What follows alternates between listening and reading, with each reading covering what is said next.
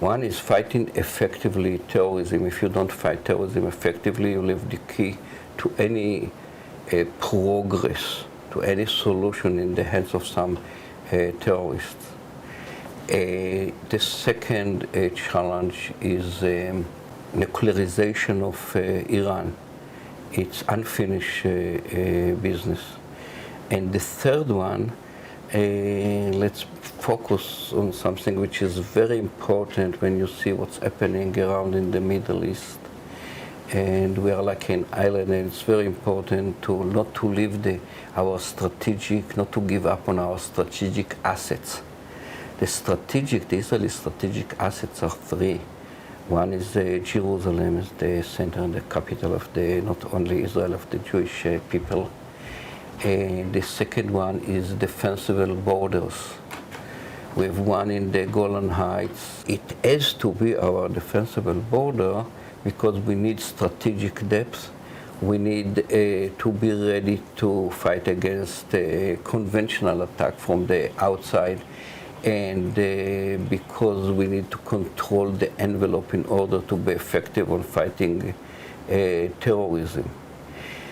The third, if not the first, strategic asset of Israel is our unity, the cohesion of the Israeli society and the unity of Israeli society with the Jewish people.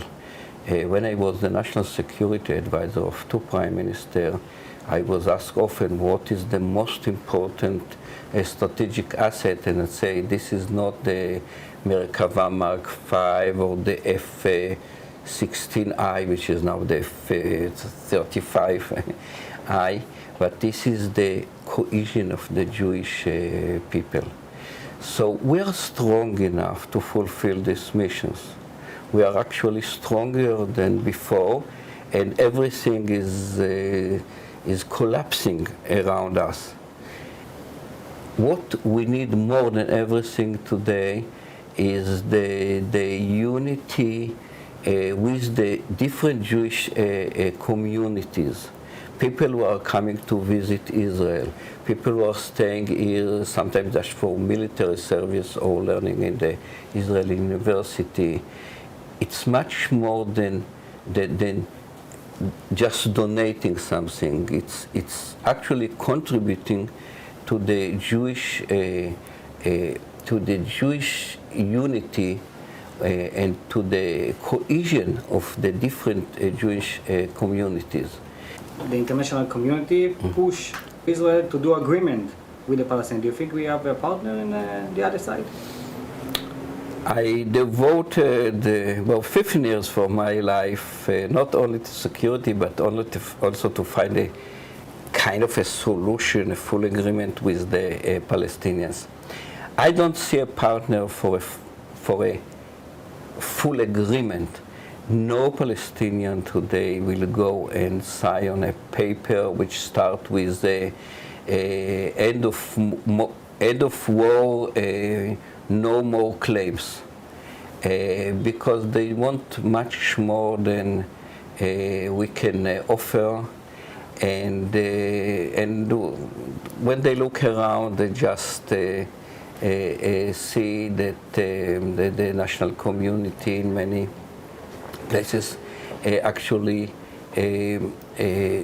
support the Palestinians, even in this war, in the regional war in the Middle East, that most people understand that the Israeli-Palestinian conflict is not the root of all evil, and what they see, the Palestinian, is that more and more Arab states are dealing with more important issue than the Palestinian issue. So I think that the time is working on our side.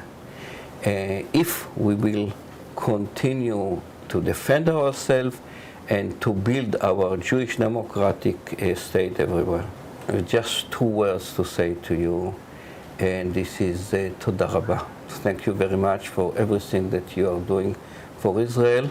We are not only going to survive and to serve as the main Jewish community in the world, From what I see and from what my Arab friends are telling me, we are going to be after this Arab Spring, which is actually Arab winter. We are going to serve as a role model, because we are the only state in the Middle East which is stable, democratic, putting not only security but education as a national goal, looking very carefully on human rights and women rights.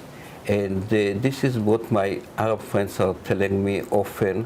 You say, by the end of the day, you know, we don't like you very much, but by the end of the day, in the night, we are dreaming to be like you.